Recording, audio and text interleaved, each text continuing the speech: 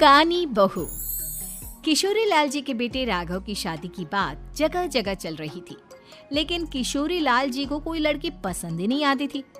और उसकी एक ही वजह थी, किशोरी लाल जी का लालची होना।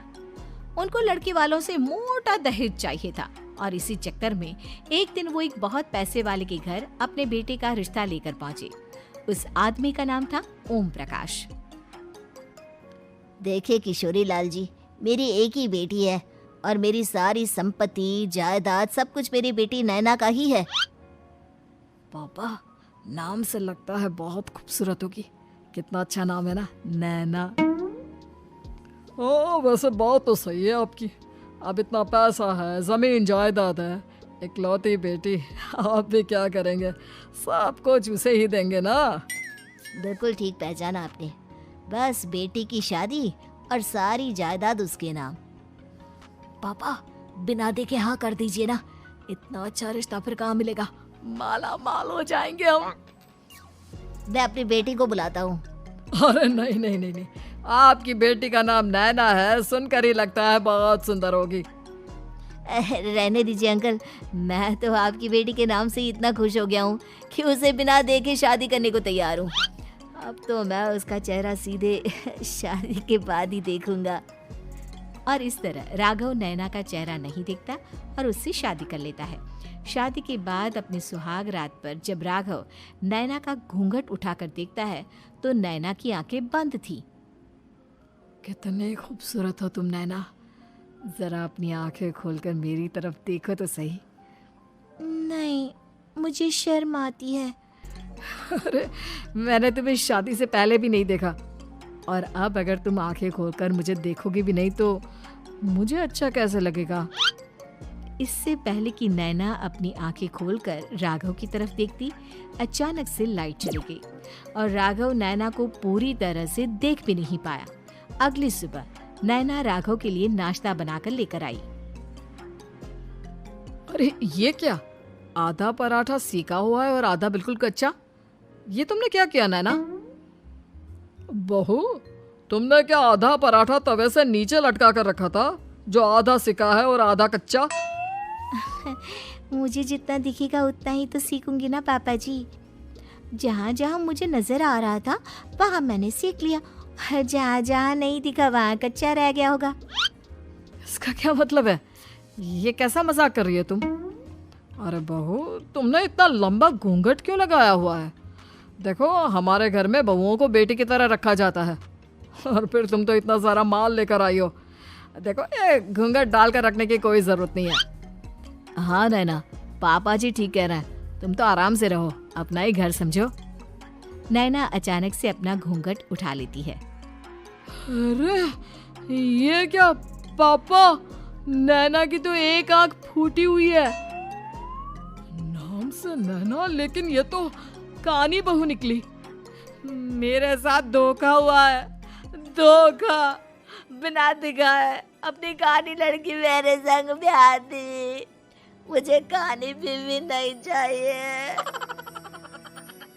मुझे अभी ओम प्रकाश जी से बात करनी पड़ेगी। आखिर उन्होंने मेरे साथ ऐसा किया क्यों?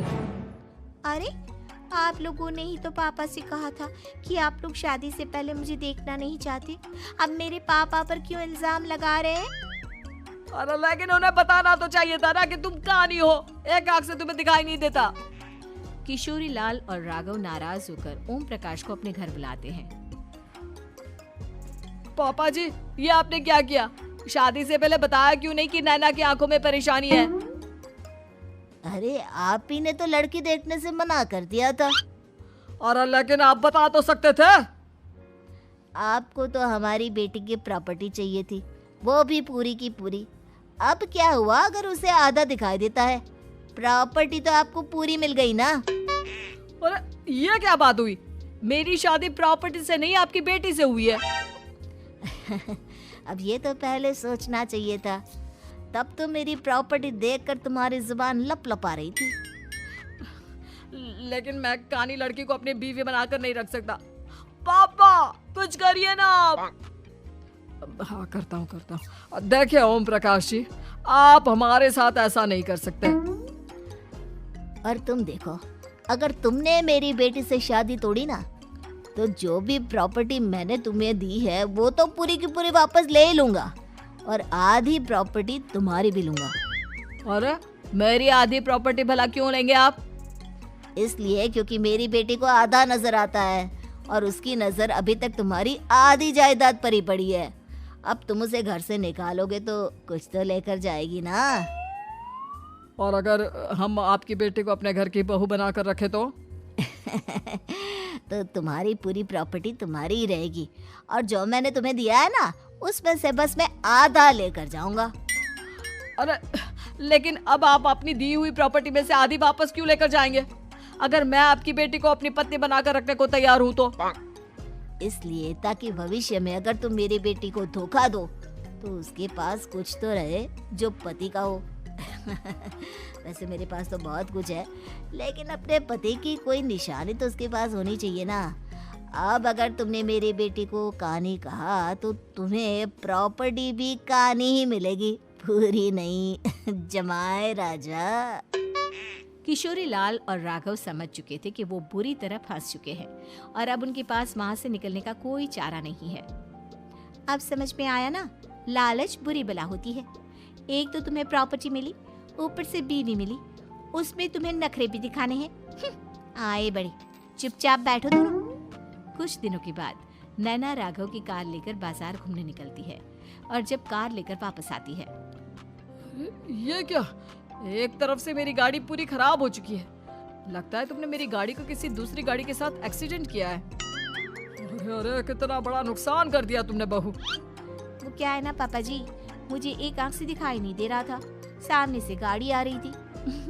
मुझे तो सिर्फ आधा ही दिखाई दिया और वो गाड़ी मेरी कार से रगड़ते हुए निकल गई। अब मैं क्या करूं बताओ? आप इसे ठीक कराने के पैसे कौन देगा? तुम्हारे पापा? तुमने मुझसे इस तरह से बात की? अभी रुको। नैना राघव की शिकायत ओम प्रकाश को कर देती है। देखो राघव, अब जो मेरी आधी प्रॉपर्टी तुम्हारे पास थी ना, उसमें से आधी और मैं लेकर जाऊंगा, क्योंकि तुमने मेरी बेटी को डांटा। अरे नहीं नहीं पापा जी, गलती हो गई, माफ कर दो। गलती की तो कोई गुंजाइश ही नहीं।